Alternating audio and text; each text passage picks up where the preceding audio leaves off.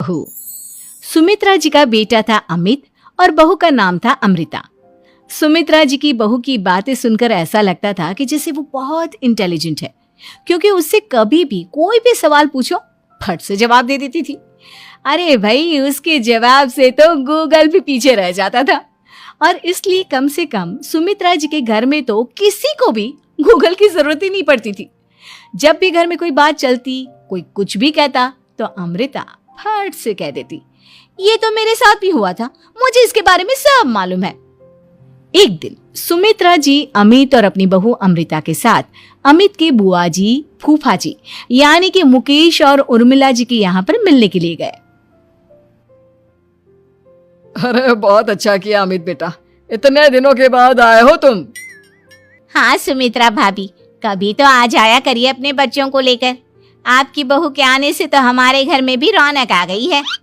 वो क्या है ना, अमित ऑफिस के काम में बहुत बिजी रहता है, इसलिए उसे तो वक्त ही नहीं मिल पाता।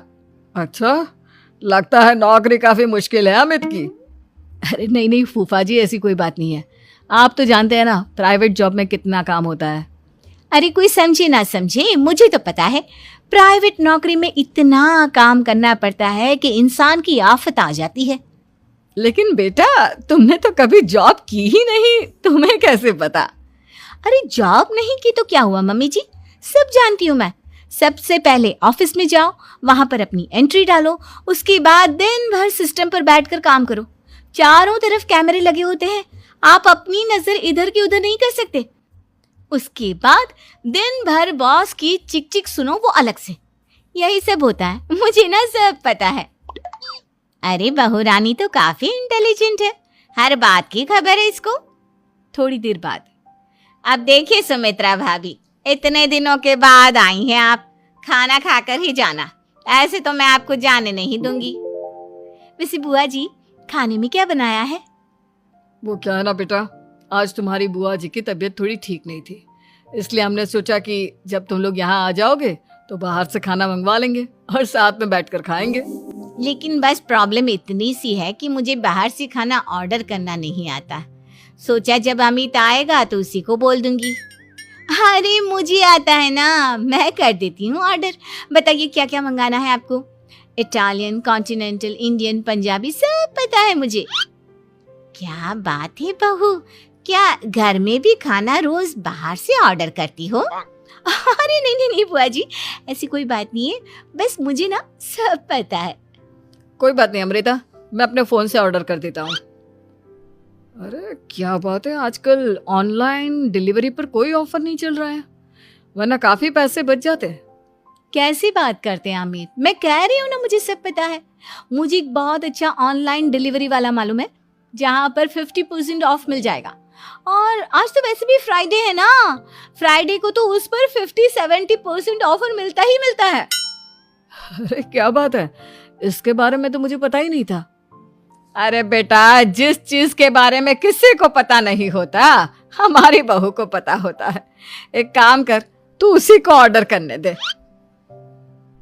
क्या बात है अमृता बेटा, तुम तो बहुत इंटेलिजेंट हो, सब कुछ जानती हो।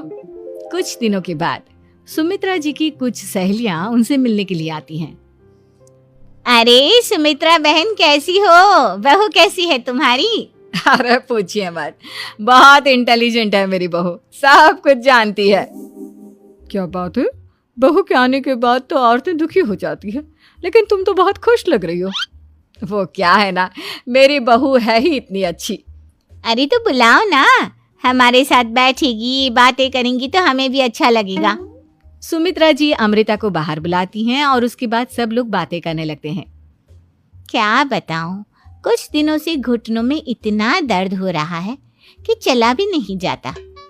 अब बुढ़ापे में तो ये सब चलता ही रहता है, क्या कर सकते हैं। आंटी जी, आप योगा करिए, योगा और साथ में ना काले तिल खाया करिए, आपके घुटनों का दर्द भाग जाएगा। लेकिन तुमको ये सब कैसे पता बेटा? अरे मेरे भी घुटनों में दर्द होने लगा था, मैंने योगा किया और काले तिल के साथ गुड़ मिलाकर उनके लड्डू बनाकर खाए, एकदम ठीक हो गए हैं मेरे पैर। अमृता, ये तुम क्या कह रही हो? इतनी कम उम्र में तुम्हारे